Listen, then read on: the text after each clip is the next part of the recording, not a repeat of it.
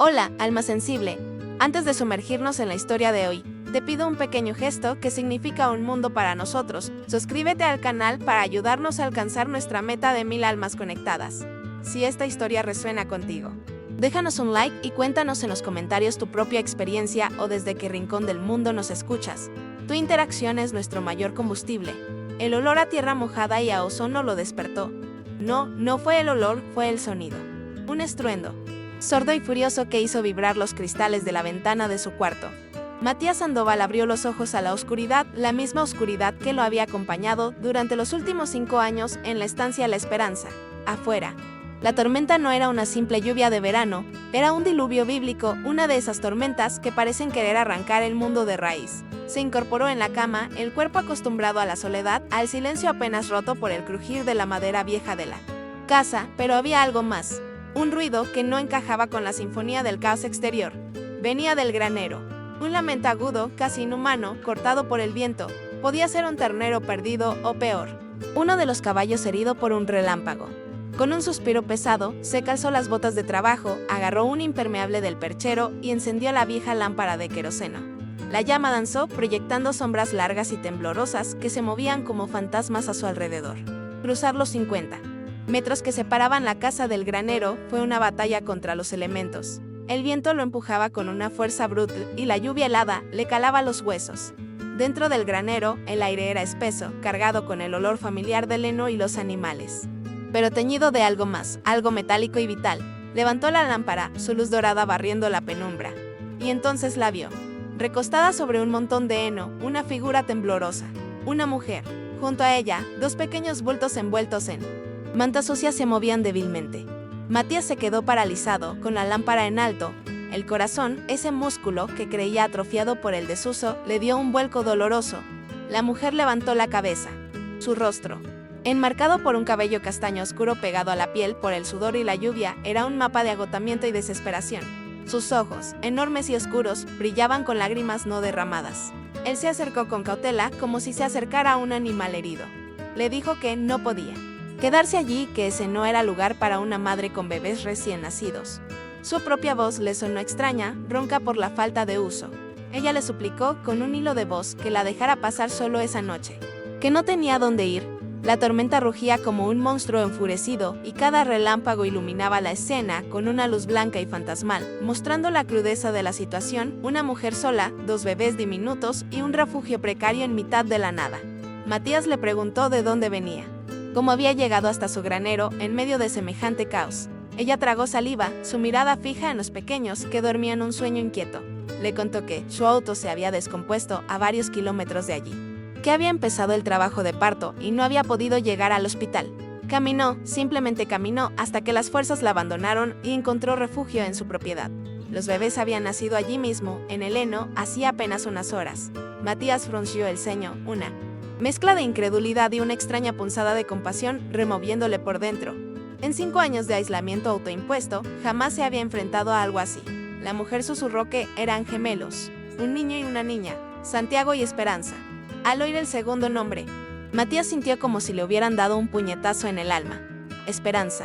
Era el nombre de su estancia, el nombre que Carmen, su difunta esposa, había elegido años atrás, cuando soñaban con llenar esos campos de risas de niños que nunca llegaron. Murmuró, más para sí mismo que para ella, que no podía dejarlos allí. La casa estaba cerca.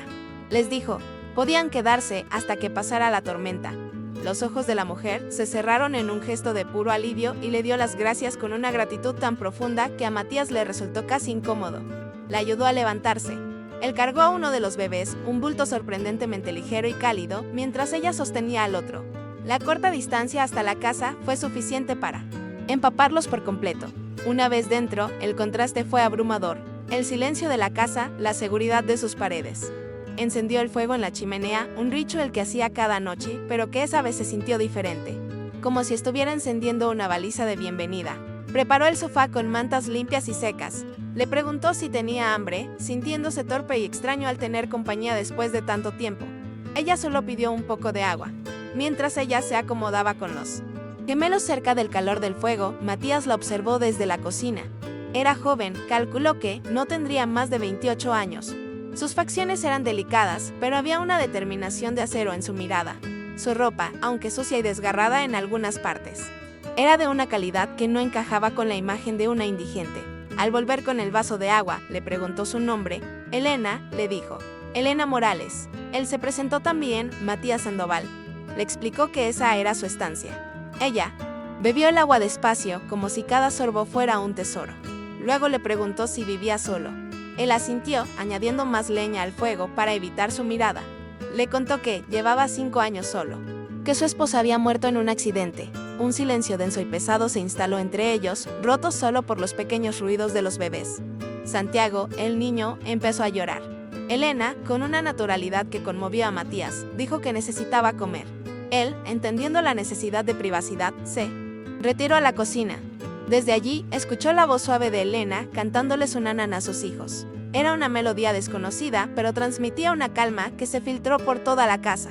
Por primera vez en un lustro, la estancia La Esperanza no se sentía vacía, se sentía habitada. Cuando regresó al salón, Elena había logrado que ambos bebés se durmieran. Él comentó en voz baja que eran hermosos. Ella respondió que eran su vida entera, que todo lo que había hecho había sido para protegerlos. ¿Protegerlos de qué?, preguntó él, casi sin pensar. Elena desvió la mirada hacia las llamas danzantes de la chimenea. Le dijo que era una historia larga y complicada. Matías notó la bolsa de viaje empapada junto a la puerta, la que ella había traído consigo desde el granero. Decidió no presionar. Le dijo que debía descansar, que al día siguiente hablarían de lo que necesitara. Le ofreció el cuarto de huéspedes. Ella se negó al principio, diciendo que no quería causar más molestias, que ya había hecho demasiado. Él insistió, mintiendo al decir que no era molestia. En el fondo, sabía que la presencia de esa mujer y sus 2 hijos había removido algo muy profundo en su interior. Algo que había mantenido cuidadosamente enterrado bajo capas de dolor y rutina. Mientras Elena se levantaba con los gemelos en brazos para dirigirse al cuarto, se detuvo. Le preguntó por qué la ayudaba, si no la conocía de nada. Matías se quedó pensativo un momento, la mirada perdida en el fuego. Le confesó que hacía 5 años, cuando Carmen murió, él también se había sentido perdido en medio de una tormenta emocional que casi lo destruye. Alguien lo había ayudado en ese entonces, y supuso que ahora era su turno de devolver el favor. Elena sintió, con lágrimas frescas surcando sus mejillas. Le dio las gracias de nuevo, prometiendo que nunca lo olvidaría. Después de que ella se retirara, Matías se quedó solo frente a la chimenea. La casa se sentía extraña, llena de los ecos silenciosos de otras vidas. No sabía si la sensación era agradable o profundamente inquietante. Se levantó para recoger la bolsa mojada de Elena y acercarla al fuego para que se secara. Al levantarla, el cierre se abrió un poco y varios papeles se deslizaron y cayeron al suelo. No tenía intención de fisgonear, de verdad que no. Pero al recogerlos, sus ojos captaron un nombre impreso en una tarjeta de identificación: Elena Morales Vidal. El corazón le dio un vuelco. Vidal. Se detuvo en seco.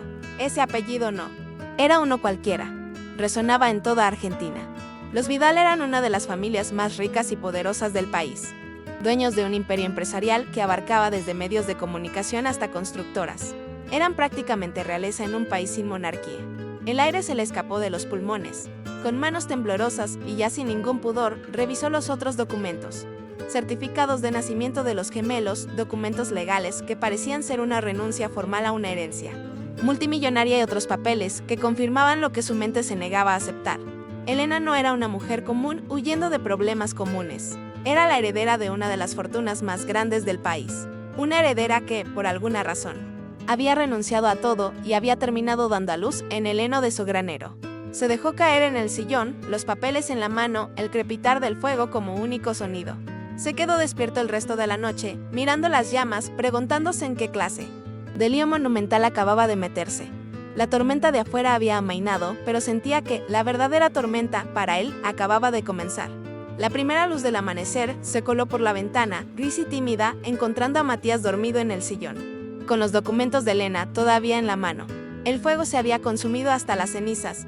Lo despertó el llanto suave de uno de los bebés. Se incorporó de golpe, guardando los papeles discretamente en el bolsillo de su camisa, justo cuando Elena aparecía en la sala, cargando a Santiago, mientras Esperanza dormía plácidamente en sus brazos. Ella le dio los buenos días en voz baja, disculpándose por haberlo despertado. Él le restó importancia, preguntándole cómo había dormido. Ella respondió que mejor que en semanas, y se notaba. Aunque las sombras del cansancio aún persistían bajo sus ojos, su rostro tenía un color más saludable. Le preguntó si tenía leche para preparar una fórmula para los bebés. Él le dijo que sí y que también. Había huevos frescos y tenía hambre. Mientras preparaban el desayuno juntos en la cocina, Matías la observó. Se movía con una naturalidad sorprendente, sin la torpeza que él habría esperado de una heredera multimillonaria. Le preguntó, con una curiosidad que no pudo reprimir, si sabía cocinar. Elena sonrió, la primera sonrisa genuina que él le veía. Le contó que había aprendido hacía poco, que cuando decidió cambiar su vida, tuvo que aprender muchas cosas que antes daba por sentadas. Después del desayuno, ella insistió en ayudar con las tareas.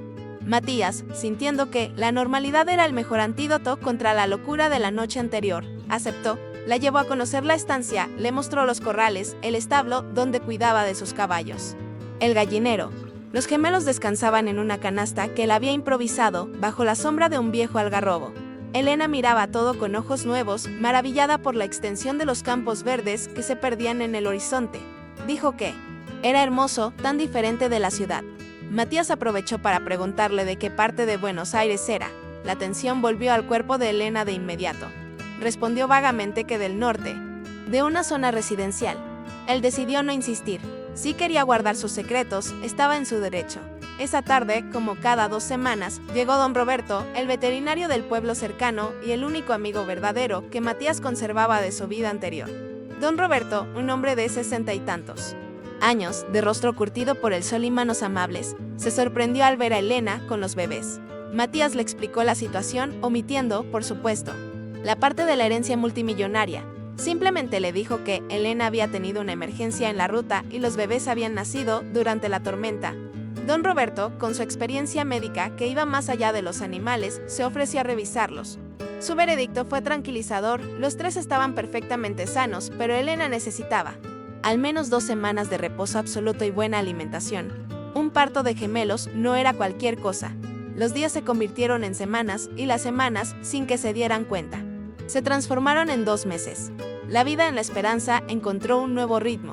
Elena, lejos de ser una carga, se adaptó a la vida rural con una facilidad que asombraba a Matías. Aprendió a ordeñar las vacas, a recoger los huevos, a cuidar del huerto. Descubrió una fortaleza en sí misma que no sabía que poseía. Y Matías descubrió algo en él también, un instinto paternal que había permanecido dormido, un deseo de proteger y cuidar que iba más allá de la simple hospitalidad. Las tardes se convirtieron en su momento sagrado. Se sentaban en el porche, tomando mate mientras los bebés dormían la siesta, y hablaban. Hablaban de todo y de nada, de los caballos, del clima, de sueños pasados. Una de esas tardes, Elena finalmente le contó la verdad. Le habló de su padre, Patricio Vidal, un hombre controlador que regía su vida como si fuera una de sus empresas. Le habló del matrimonio que él había arreglado para ella con Sebastián Cortés, un hombre que al principio parecía encantador, pero que resultó ser violento y manipulador. Le confesó con la voz rota que cuando quedó embarazada, Sebastián empezó a hablar de los bebés como si fueran activos, herramientas para consolidar su poder dentro del imperio familiar. Por eso había huido. Había renunciado a todo, cortado todos los lazos para proteger a sus hijos de ese destino. Matías la escuchó en silencio, su corazón llenándose de una rabia sorda contra ese hombre desconocido y de una admiración inmensa por la mujer que tenía a su lado. Le dijo que no le importaba quién era su familia o de dónde venía, que lo único que importaba era que ella y los bebés estuvieran a salvo. Ella lo miró con los ojos llenos de sorpresa y gratitud. Le preguntó si no le asustaba involucrarse con alguien como ella, con un exmarido tan peligroso. Matías miró hacia él, horizonte, hacia sus tierras, y respondió con una calma que lo sorprendió incluso a él. Le dijo que esa era su tierra y que allí él ponía las reglas. Una mañana, mientras estaban en el pueblo comprando provisiones, el hombre de la farmacia miró a Elena con una curiosidad extraña. Le comentó, en voz baja, que unos hombres de la ciudad habían estado allí preguntando por una mujer joven con gemelos recién nacidos. Dijeron que eran investigadores privados. El corazón de Elena se detuvo. El miedo. Ese viejo compañero de viaje volvió a atenazarla. Al regresar a la estancia, se lo contó a Matías. Sebastián los estaba buscando. Los había encontrado. La reacción inmediata de Elena fue la de siempre, huir. Empezó a empacar frenéticamente, diciendo que no podía ponerlo en peligro, que tenía que irse. Matías la detuvo.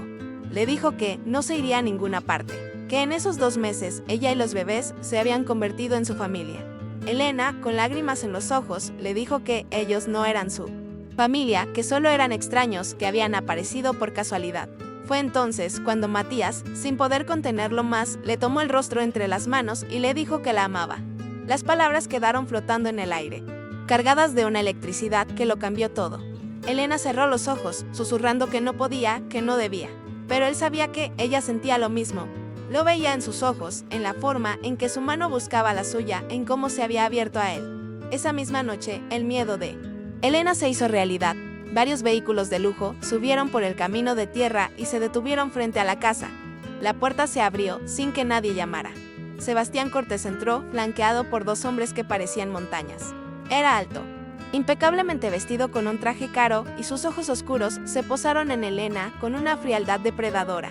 Ignoró a Matías, llamándola su querida esposa. Cuando Matías le dijo que no eran bienvenidos, Sebastián se rió con desprecio, llamándolo valiente ranchero. Y entonces soltó la bomba. Le informó a Elena que su padre, Patricio Vidal, había muerto la semana anterior de un infarto. El mundo de Elena se tambaleó, pero Sebastián no había terminado. Con una sonrisa cruel, le explicó que había una cláusula en el testamento: si algo le pasaba a su padre, toda la fortuna pasaría directamente a sus nietos, a Santiago y a Esperanza. Y como él, Sebastián, era su esposo legal, tenía derechos sobre la custodia de los niños y la administración de esa herencia multimillonaria hasta que cumplieran la mayoría de edad. El plan maestro de Sebastián quedó al descubierto.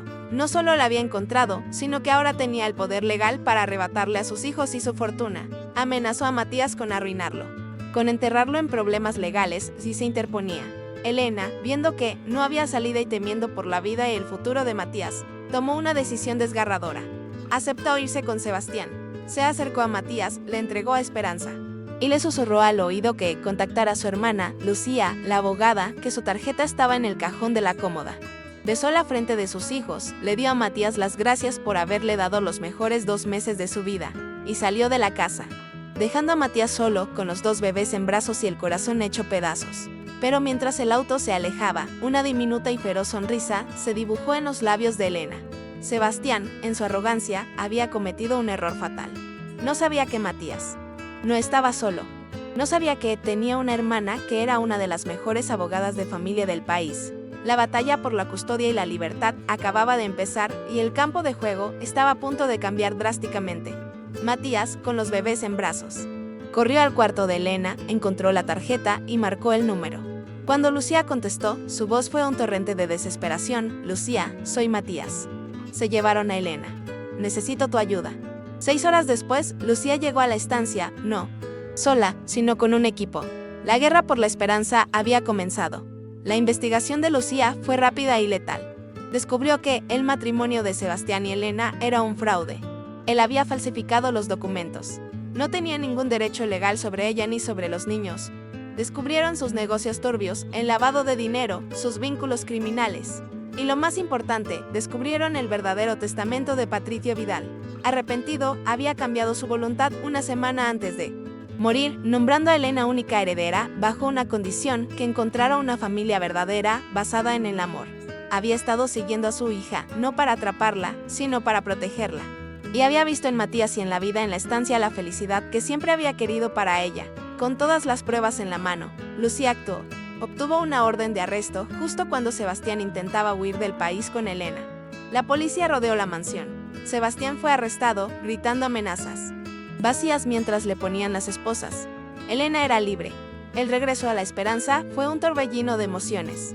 Matías la esperaba en el porche con Santiago en brazos. Elena corrió hacia él y se fundieron en un abrazo que lo sanó todo. Esa noche, en el mismo granero donde se habían conocido, bajo las mismas vigas de madera, Elena le contó sobre la condición del testamento de su padre. Luego, para sorpresa de Matías, se arrodilló sobre el heno. Con la voz firme y los ojos brillantes, Elena Morales Vidal le pidió a Matías Sandoval si quería casarse con ella. Él, sin palabras, se arrodilló frente a ella, tomó sus manos y le dijo que sí. Un sí para toda la vida.